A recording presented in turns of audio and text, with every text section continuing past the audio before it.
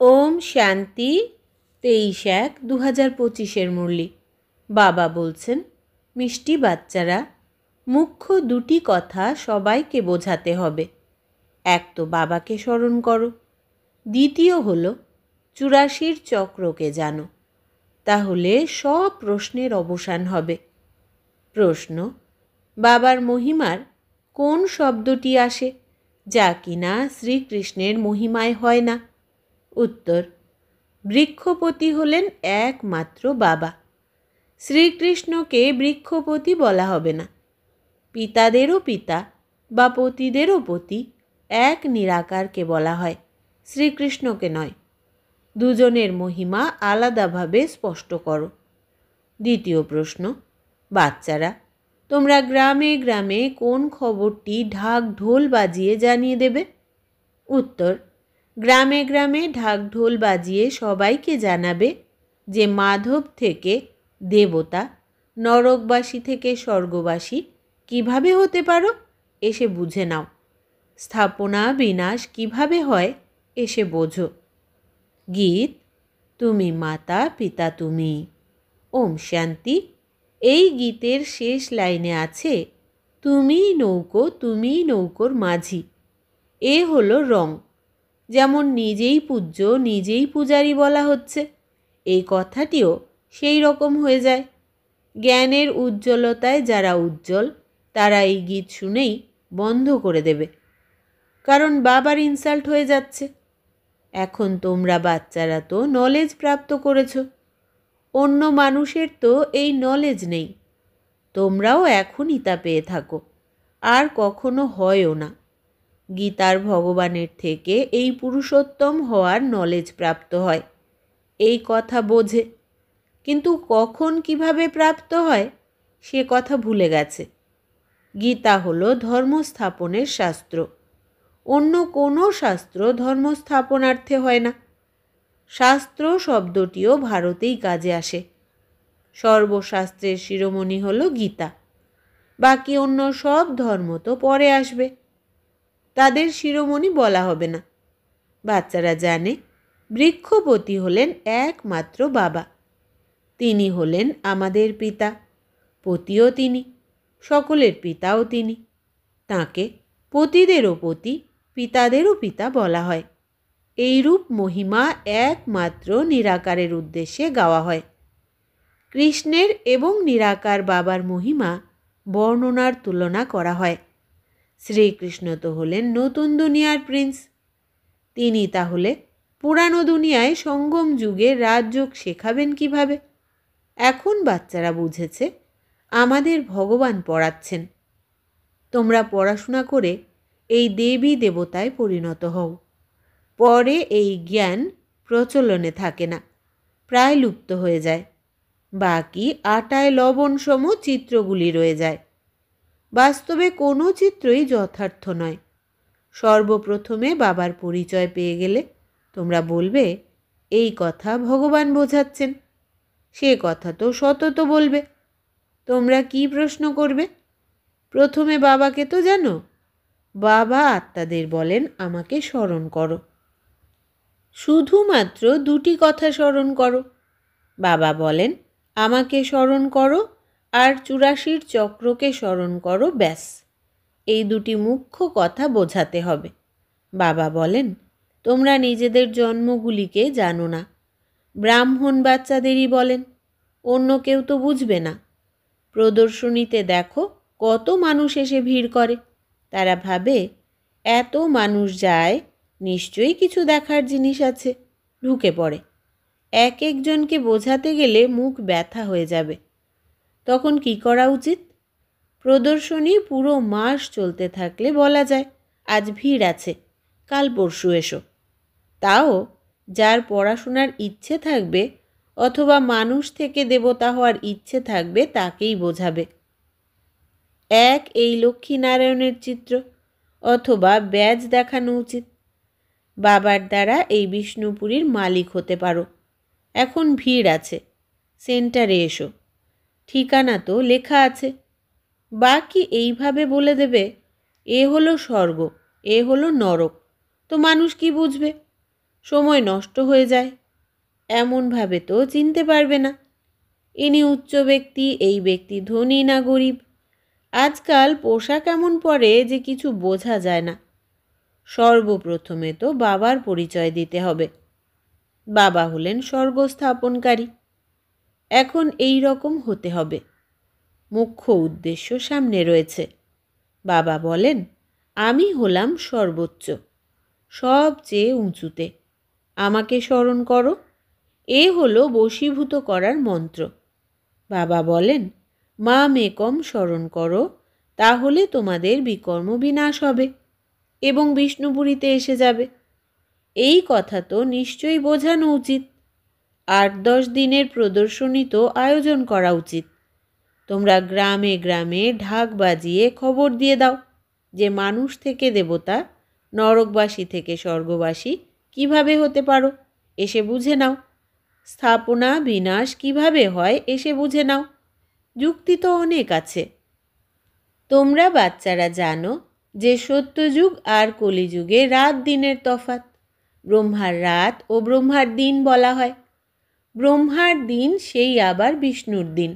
যা বিষ্ণুর তা ব্রহ্মার। কথা তো একই।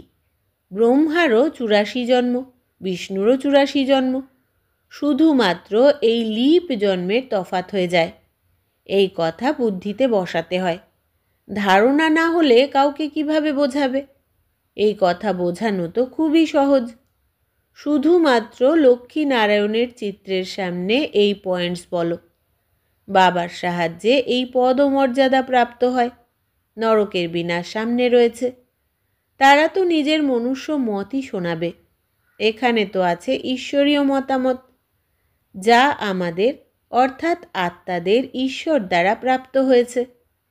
নিরাকার আত্মাদের নিরাকার পরমাত্মার মতামত প্রাপ্ত হয়। বাকি সবই হলো মানব মত। রাত দিনের তফাৎ আছে, তাই না? সন্ন্যাসী, উদাসী ইত্যাদি কেউ এই মত দিতে পারে না। ঈশ্বরীয় মতামত একবারই প্রাপ্ত হয়। যখন ঈশ্বর আসেন তখন তাঁর মতামত দ্বারা আমরা এমন স্বরূপ প্রাপ্ত করি। তিনি আসেন দেবী দেবতা ধর্মের স্থাপনা করতে। এই সব পয়েন্টস ধারণ করা উচিত, যাতে সময় পড়লে কাজে আসে। মুখ্য কথা কমের মধ্যে বুঝিয়ে দিলেই যথেষ্ট। এক লক্ষ্মীনারায়ণের ছবি নিয়ে বোঝানোও যথেষ্ট। এ হলো এম অবজেক্টের চিত্র। ভগবান এই নতুন দুনিয়া রচনা করছেন। ভগবান পুরুষোত্তম সঙ্গম যুগে এদের পড়িয়েছিলেন। এই পুরুষোত্তম যুগের কথা কারো জানা নেই। অতএব এইসব কথা শুনে বাচ্চাদের কত খুশি হওয়া উচিত। জ্ঞান শুনে অন্যদের শুনিয়ে আরও খুশি অনুভব হওয়া উচিত। সার্ভিস করে যারা, তাদেরই ব্রাহ্মণ বলা হবে। তোমাদের কাঁখে রয়েছে প্রকৃত সত্য গীতা। ব্রাহ্মণদের মধ্যেও নম্বর অনুযায়ী স্টেজ আছে, তাই না? কোনো ব্রাহ্মণ তো খুব বিখ্যাত হয়, অনেক উপার্জন করে। কোনো ব্রাহ্মণের তো আবার খাওয়াও মুশকিলে জোটে। কোনো ব্রাহ্মণ তো লক্ষপতি হয়। খুব খুশিতে, খুব নেশায় বলে, আমরা ব্রাহ্মণ কুলের। প্রকৃত সত্য ব্রাহ্মণ কুলের কথা তো জানা নেই। ব্রাহ্মণ হলো উত্তম, এই রকম বলা হয়। তবেই তো ব্রাহ্মণদের ভোজন করানো হয়। দেবতা, ক্ষত্রিয় বা বৈশ্য শূদ্র ধর্মের মানুষদের খাওয়ানো হয় না, ব্রাহ্মণদেরই খাওয়ানো হয়।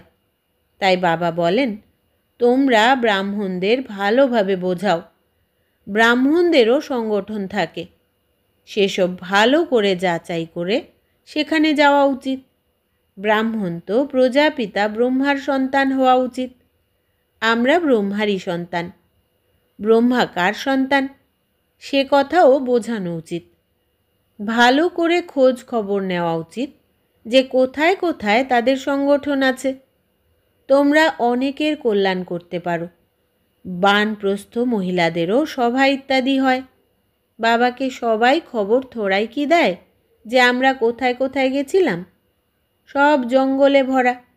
যেখানেই যাও শিকার করে আসবে, প্রজা বানিয়ে আসবে, রাজাও বানাতে পারো। সার্ভিস তো অনেক আছে। সন্ধ্যায় 5টায় ছুটি হয়ে যায়। লিস্টে নোট করা উচিত, আজ এখানে যেতে হবে। বাবা যুক্তি তো অনেক বলে দেন। বাবা বাচ্চাদের সঙ্গেই কথা বলেন। এই কথা পাকাভাবে নিশ্চয় থাকা উচিত আমি আত্মা। বাবা পরম আত্মা আমাদের শোনান।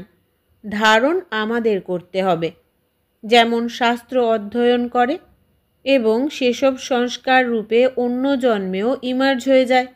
বলা হয় সংস্কার নিয়ে এসেছে। যারা অনেক শাস্ত্র পাঠ করে তাদের অথরিটি বলা হয়।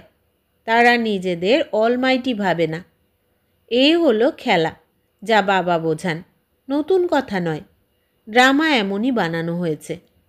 যা বুঝতে হবে, মানুষ এইসব বোঝে না যে এ হলো পুরনো দুনিয়া। বাবা বলেন আমি এসেছি। মহাভারতের যুদ্ধ সামনে উপস্থিত। মানুষ অজ্ঞানতার অন্ধকারে ঘুমিয়ে আছে। অজ্ঞান ভক্তিকে বলা হয়। জ্ঞান সাগর তো হলেন একমাত্র বাবা। যারা অনেক ভক্তি করে তারা হলো ভক্তির সাগর।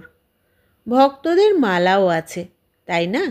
ভক্তমালার নামও একত্রিত করা উচিত। ভক্তমালা দাপর থেকে কলিযুগ পর্যন্ত হবে। বাচ্চাদের অনেক খুশি থাকা উচিত। অনেক খুশি তাদেরই হবে যারা সারা দিন সার্ভিস করতে থাকবে। বাবা বুঝিয়েছেন মালা তো খুব লম্বা, হাজার হাজার সংখ্যায় আছে, যাকে কেউ এখান থেকে কেউ ওখান থেকে আকৃষ্ট করে। কিছু তো হবে, তাই না, যে এত বড় মালা তৈরি হয়েছে। মুখে রাম রাম বলতে থাকে। তখন জিজ্ঞাসা করা উচিত কাকে উদ্দেশ্য করে রাম রাম জপ করে স্মরণ করো। তোমরা সৎসঙ্গ ইত্যাদিতে গিয়ে তাদের মধ্যে মিক্স হয়ে গিয়ে বসতে পারো। হনুমানের দৃষ্টান্ত দেওয়া হয়, তাই না, যে যেখানে সৎসঙ্গ হতো সেখানে জুতোর কাছে গিয়ে বসতো। তোমাদেরও চেষ্টা করা উচিত। তোমরা অনেক সার্ভিস করতে পারো।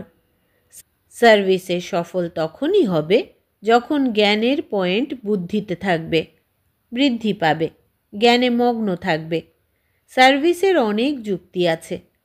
রামায়ণ, ভাগবত ইত্যাদি বিষয়েও নানান কথা আছে। সেসবের ওপরে তোমরা দৃষ্টিপাত করতে পারো। শুধু অন্ধশ্রদ্ধা থেকে গিয়ে বসবে না। বলো আমরা তো আপনাদের কল্যাণ কামনা করি। ওই ভক্তি একেবারে আলাদা, এই জ্ঞান একদম আলাদা। জ্ঞান একমাত্র জ্ঞানেশ্বর পিতাই দিয়ে থাকেন। সার্ভিস তো অনেক আছে।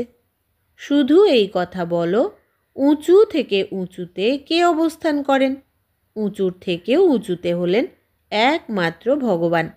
অবিনাশী উত্তরাধিকার তাঁর কাছেই প্রাপ্ত হয়। বাকি তো সবই হলো তাঁর রচনা। বাচ্চাদের সার্ভিস করার শখ থাকা উচিত। তোমাদের রাজত্ব করতে হলে প্রজাও বানাতে হবে। এই মহামন্ত্র কোনো অংশে কম নয়। বাবাকে স্মরণ করো তো অন্ত সময়ে যে রূপ মতি থাকবে সেই রূপ গতি হয়ে যাবে। আচ্ছা, মিষ্টি মিষ্টি হারানিধি বাচ্চাদের প্রতি মাতা পিতা বাপদাদার স্মরণের স্নেহসুমন আর সুপ্রভাত। ঈশ্বরীয় পিতা তার আত্মারূপী বাচ্চাদেরকে জানাচ্ছেন নমস্কার। আমরা আত্মা সন্তানেরা আমাদের আত্মা পিতাকে জানাই স্মরণের স্নেহসুমন, সুপ্রভাত আর নমস্কার। ধারণার জন্য মুখ্য সার: 1. বাবা যে বশীভূত করার মন্ত্র দিয়েছেন সেটা সবাইকে স্মরণ করাতে হবে। সার্ভিসের ভিন্ন ভিন্ন যুক্তি রচনা করতে হবে। ভিড়ে নিজের সময় নষ্ট করবে না। 2. জ্ঞানের পয়েন্টস বুদ্ধিতে রেখে জ্ঞানে মজে থাকতে হবে। হনুমানের মতন সৎসঙ্গে গিয়ে বসতে হবে এবং তাদের সেবা করতে হবে। খুশিতে থাকার জন্য সারা দিন সেবা করতে হবে। বরদান: আমি আর আমার ভাবকে বলিদান দিয়ে সম্পূর্ণ মহাবলী ভব। বিস্তার: পার্থিব জগতের কোনো ব্যক্তি বা বৈভবের সাথে বন্ধন, এটাই হলো আমার ভাব। এই আমার ভাবকে আর আমি করছি, আমি করেছি, এই আমিত্ব ভাবকে সম্পূর্ণ সমর্পণকারী অর্থাৎ বলিদান যে দেয় সেই হলো মহাবলী। যখন পার্থিব জগতের আমি আমার ভাব সমর্পণ হয়ে যাবে, তখন সম্পূর্ণ বা বাবার সমান হয়ে যাবে। আমি করছি না, বাবা করাচ্ছেন, বাবা চালাচ্ছেন। যে কোনো কথাতে আমার পরিবর্তে সদা ন্যাচারাল ভাষাতেই বাবা শব্দ আসবে, আমি শব্দ নয়। স্লোগান: সংকল্পে এমন দৃঢ়তা ধারণ করো যার দ্বারা চিন্তা করা আর কর্মের রূপ দেওয়া সমান হয়ে যায়।